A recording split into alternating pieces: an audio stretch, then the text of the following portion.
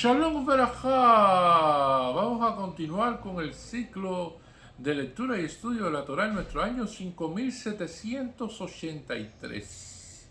Y precisamente en este momento tan importante dentro del calendario hebreo, que estamos entre las festividades de Yom Kippur y llegando a la festividad de Sukkot, que estamos en el proceso de construcción de la cabaña para cumplir con esta próxima festividad. Tenemos nuestro Shabbat Hatzinu, un Shabbat muy especial entre estas festividades, y en el cual dice así: Azinu Hashamayim Badverav Tishmacharin Trifi Yaroka Matar Likititzal Gatal Inratin Nishrin Aleidesh Bekirvivin Alayeshev.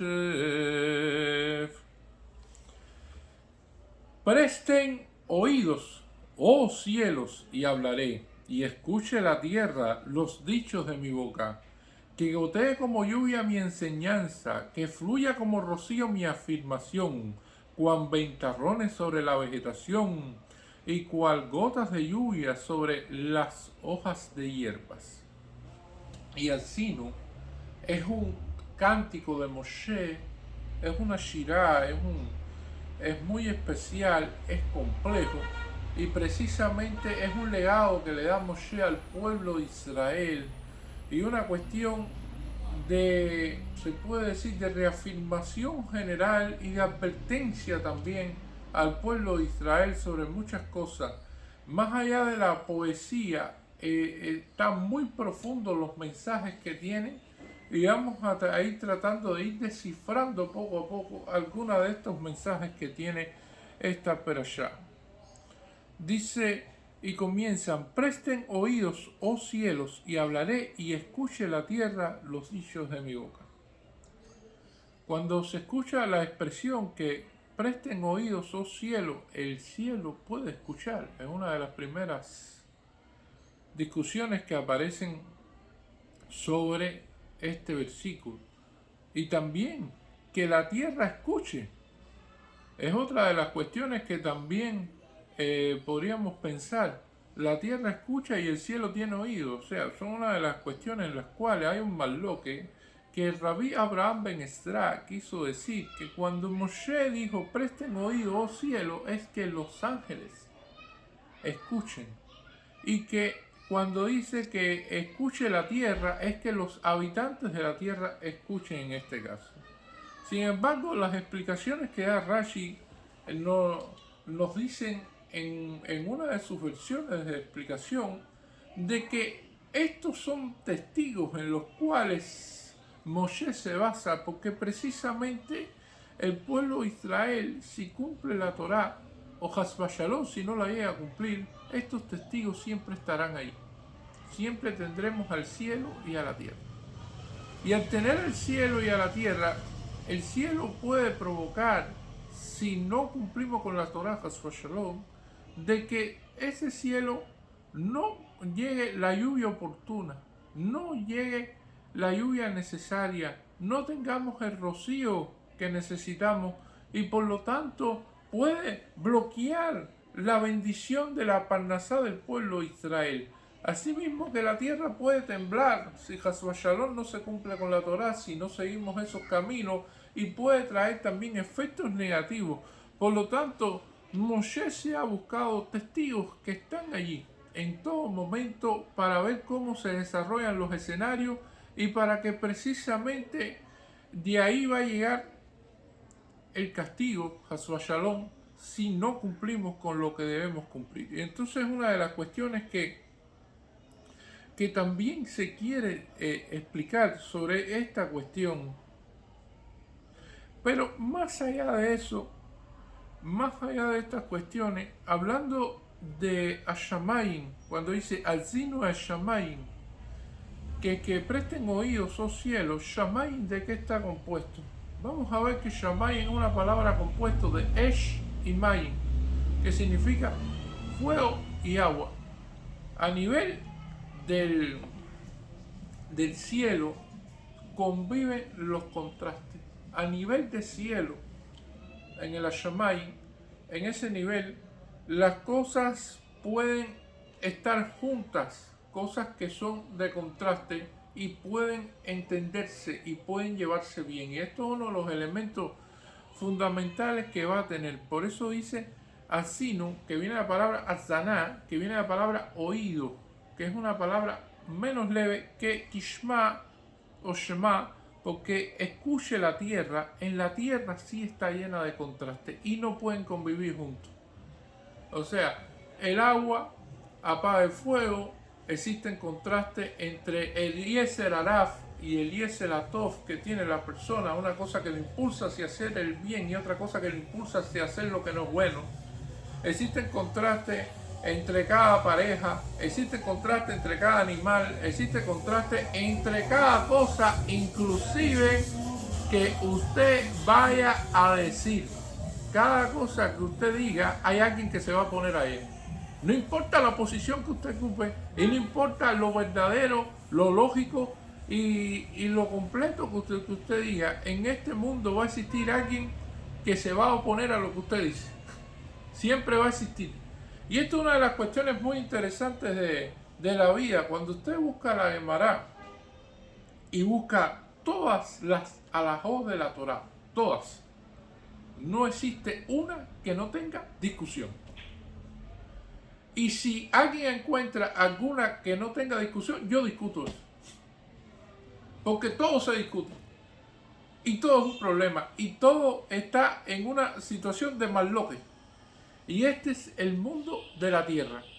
Por lo tanto, la tierra no se le puede decir al sino a la tierra. Se le dice al sino a Shamayim, al cielo. ¿Por qué? Porque en el cielo está a otro nivel donde el agua y el fuego conviven, pero en la tierra no.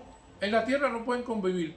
Por lo tanto, el nivel de tishma, el nivel de escuchar, significa el nivel de profundizar, el nivel de analizar, el nivel de raciocinio, el nivel de llevar las cosas de una manera lógica, de llegar a un nivel de profundización mayor, que es el nivel de la tierra. Por eso, la expresión así no Shamayim Bedberá, Batishma Aristinrifi. O sea, que presten oídos, oh cielo, y hablaré y escuche la tierra. La tierra tiene que escuchar, la tierra tiene que llegar un poco más allá. Y esto es una de las cuestiones fundamentales que vamos a ver en el comportamiento de las personas. Las personas que logran llegar al nivel de Shamayim, logran llegar a ese nivel del cielo, son personas que no van a discutir mucho. No son personas que van a oponerse y que van a estar en esto y en aquello y en lo otro y discutiendo y teniendo una vida de malloque aquí y allá. Porque sencillamente ya al llegar a ese nivel pueden vivir con los contrastes, pueden aceptarlo, están a ese nivel y entonces saben de que todo viene de Hashem y no necesitan caer en discusiones innecesarias y en problemas innecesarios que se buscan los seres humanos por su propio comportamiento. La mayoría de los seres humanos nunca llega a la Shamayim. Casi todo se queda en el nivel de Aretz. Y entonces viven discutiendo toda la vida por todo y quejándose por esto y quejándose por aquello y haciendo esto y haciendo lo otro. Y entonces necesitan escuchar, necesitan profundizar, necesitan analizar porque no han llegado a ese nivel. Eso es una de las primeras cuestiones que le quiere transmitir Moshe al pueblo de Israel. Y entonces dice, que gotee como lluvia mi enseñanza y que fluya como rocío mi afirmación. Y evidentemente hay dos elementos aquí muy fuertes.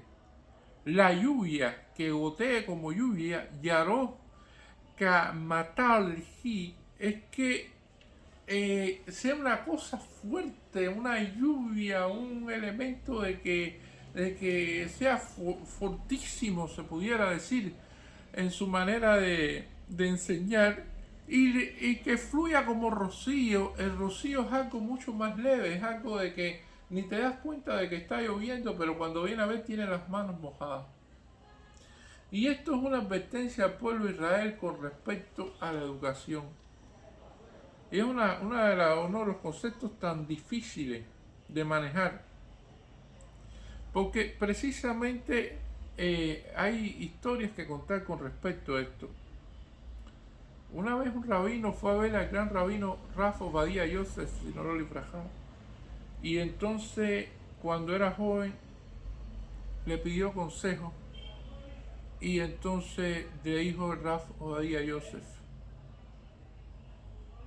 le dijo, hay muchas personas que cuando vayas a la sinagoga en la cual tú vas a ser rabino, no van a cumplir con la Torá, no van a hacer Shomer Shabbat, no van a seguir determinados caminos, pero debes tener paciencia con ellos.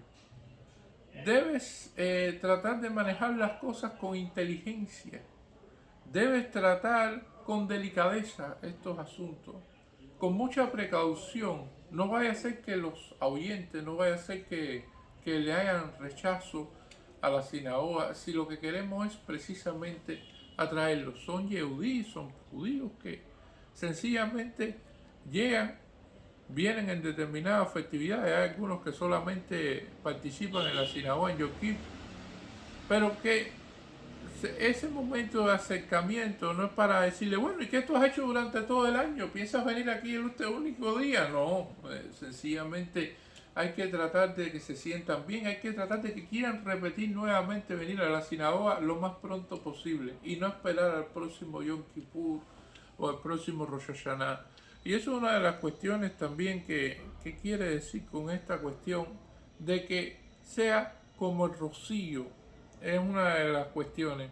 Sin embargo, ese mismo rabino fue a ver a Rafa Obadía Yosef, si no lo librajá, ya 6 meses antes de morir, y le dijo, el Rafa Obadía Yosef, hay personas que estudian la Torá, pero que no cumplen con todo lo que deben cumplir. Por lo tanto, eso hay que hablarles duro. Háblales fuerte, grítale, dile, enderezalo, ayúdalo en el camino. Tienes que ser muy duros con ellos. Y todas estas cuestiones. Y entonces el rabino dijo, esto no tiene nada que ver con lo que me dijo desde un principio. Y la cuestión es que está hablando aquí de otro tipo de persona, una persona que ya conoce la Torá, una persona que ya está de lleno en el proceso de las mitzvot y que puede ser que tenga alguna rebeldía con respecto a cumplir algo, que Eliezer Araf esté trabajando sobre una cuestión o sobre otra cuestión. Y entonces esa persona no necesita que sea como un rocío, esa persona se necesita que se le hable fuerte. Y si se le habla fuerte, si se le habla directo y se le habla como es, entonces se puede lograr de que todavía vaya más allá y que enderece mejor su camino. Y esto es una de las cuestiones interesantes que va a aparecer en la educación. Y esto lo podemos llegar inclusive a la educación de los niños. Y nosotros encontramos un niño en el cual se le hace bullying en la escuela. Esto es una de las cuestiones que siempre está de moda en estos tiempos, de que se le hace bullying, de que eso, y llega a la casa llorando. Entonces, tú siendo el padre o la madre de este niño, no debes entonces gritarle y decirle, pero ¿cómo fue que te hicieron eso? Todas esas cuestiones, porque sencillamente va a ser peor. El niño que llega llorando a la casa empieza a encontrar un refugio en la casa. Espera de que la casa sea un lugar tranquilo, un lugar donde pueda cubrirse estas heridas, donde pueda sencillamente encontrar comprensión, todas estas cosas, y muchas veces no lo encuentra. Y ahí surgen problemas mayores. Por lo tanto, hay que hablarle como el rocío, con delicadeza, con precaución, con mucho tacto de lo que se dice. Sin embargo, puede existir el niño que puede unir a otros niños e ir en contra del maestro, que puede ser un líder negativo dentro del aula. Y ese a lo mejor es tu hijo. Y entonces ese niño que llega a la casa, que tiene esa fortaleza, que tiene esa fuerza de carácter, entonces sí hay que hablarle con toda la rudeza, con todo el nivel de la lluvia, se pudiera decir, ese nivel de lluvia, a ese nivel de fortaleza, porque precisamente tiene ese carácter tan fuerte que logra y ese liderazgo que logra reunir a los demás en contra del maestro. O sea, ese es el que lleva ese tipo de cuestión. Entonces no todos los casos son iguales, todos los casos son diferentes. Ni encontrar el tacto necesario precisamente para la educación es un problema. Es un arte, se pudiera decir también, y no todos pueden llegar a él. Podemos ver, por ejemplo, de que en una yeshiva sucedió de que unos muchachos tomaron algo que no debían y habían cámaras de seguridad y fueron descubiertos. Se llamó a uno de los primeros muchachos de esto y cuando se llamó y se le requirió por eso, solamente le dijeron: oye, tomaste lo que no debías, ¿por qué hiciste esto? ¿Por qué hiciste esta cuestión? Y el muchacho enseguida entró en llanto, en lágrimas, y dijo: sí, yo lo hice, no lo voy a hacer más, es verdad, yo participé, yo estuve ahí, todas estas cuestiones. Y esto demuestra a su vez un muchacho que tiene una determinada personalidad, que es mucho más frágil, que enseguida admite su culpa, todas esas cuestiones. Y hay otro segundo muchacho que se llama, que también participó en esto. Y él dice, cuando le preguntan: no, bueno, ¿por qué hiciste esto? Dice: no, yo no hice nada. No, a mí me lo tienen que demostrar. Si no me lo demuestran, no. Y entonces le sacan hasta el video. Y cuando ven el video que es él, dice: no, pero la cámara no se ve bien, no se enfoca bien mi cara, no se ve bien que soy yo. Y entonces este muchacho tiene estas características tan especiales, que tiene una fortaleza de carácter y una cuestión que va contra cualquier cosa y sigue su línea sin importar las pruebas que estén en su contra. Al final, después de media hora de discusión, admite que él lo hizo. ¿Qué sucede? Que tiene una personalidad fuerte. Al tener una personalidad fuerte es un rasgo positivo en ese sentido, porque lo que se debe hacer es que cuando él admite la culpa y cuando él admite de que eso no está bien lo que hizo, el que tiene personalidad fuerte es el que menos va a caer de nuevo en eso. Porque precisamente si él admite que él se equivocó, y como tiene esa personalidad, nadie lo puede arrastrar para eso. Porque sencillamente dice: no, yo no lo voy a hacer porque yo cometí un error, ya lo dije, en su momento pensé que lo que estaba haciendo estaba bien y entonces no lo voy a hacer. Pero el que tiene una personalidad frágil, entonces sí, puede ser de que sea arrastrado de nuevo para eso. ¿Y por qué se ve este tipo de pensamiento? Porque, por ejemplo, puede venir una goya y entonces la goya, que tiene una personalidad fuerte, la goya no le va a hacer caso. Le va a decir: no quiero saber nada. Pero el que tiene una personalidad frágil ve la goya dice no sé qué, y entonces enseguida cae en cosas que no debe caer. O sea, esas son cuestiones que tienen que ver precisamente con el comportamiento de las personas. Y entonces la enseñanza para cada uno de ellos es distinta. Un tercer ejemplo más ilustrador de cómo puede ser la enseñanza en determinados casos. En una yeshiva había un muchacho que andaba todo el día con la cabeza hacia abajo. Él caminaba con la cabeza así hacia abajo. Y no porque tuviera problemas en el cuello ni nada por el estilo, sino era porque él tenía un gran ira shamay, un gran temor a Dios, de todo el cabot que tenía Hashem en este mundo, y que él era una persona que o sea, no tenía la grandeza, se pudiera decir, de un líder y todas estas cuestiones. Y entonces él caminaba así con la cabeza agacha, como diciendo: yo no soy nadie en este mundo, yo soy una persona muy sencilla. Y entonces los maestros vieron esto y saben que eso no está bien, que una persona tiene que caminar normalmente, no debe estar con la cabeza así gacha. Y aunque tenía ese elemento, ¿no?, de que del cabo Hashem y todas estas cosas, y era muy difícil discutir sobre este asunto con el profesor, al final, alumnos de la yeshiva todos usan espejuelos, o sea, y al final el profesor, el maestro, vio de que él necesitaba espejuelos y le dice: yo te quiero regalar un espejuelo, un par de espejuelos. Y había en ese momento en la moda un espejuelo en los cuales se usa aquí, que no tienen patas, los cuales se colocan solamente aquí en la nariz, y que estos espejuelos que le regaló el maestro al muchacho al querer caminar de esa manera en que él caminaba, ¿qué sucedió? Que sencillamente se le cayeron y se le rompieron. Entonces fue a ver al maestro y el maestro le dijo, yo te los voy a arreglar, pero tienes que tener mucho cuidado de no volverlos a romper, porque eso vale dinero, son caros. Y entonces el maestro se los arregló, se los volvió a hacer y se los volvió a poner. Al ponérselo, por temor a que se le cayeran los espejuelos, entonces siempre tuvo que caminar con la cabeza así erguida, sin el maestro decirle nada, solamente sencillamente utilizando una variante que se fue por la tangente. O sea, son cuestiones interesantes de la vida, de que vamos a ver que en la educación las cosas no son blanco o negro. Eso de blanco y negro no existe, que hay que ver por dónde podemos educar y de qué manera podemos hacerlo de la manera más inteligentemente posible. Dice, cual ventarrones sobre la vegetación y cual gotas de lluvia sobre las hojas de la hierba. Nosotros vemos de que los vientos pueden hacer crecer las plantas, los vientos buenos, esa brisa, esas cuestiones. Nosotros tomamos un vaso de harina, por ejemplo, y echamos harina en un vaso.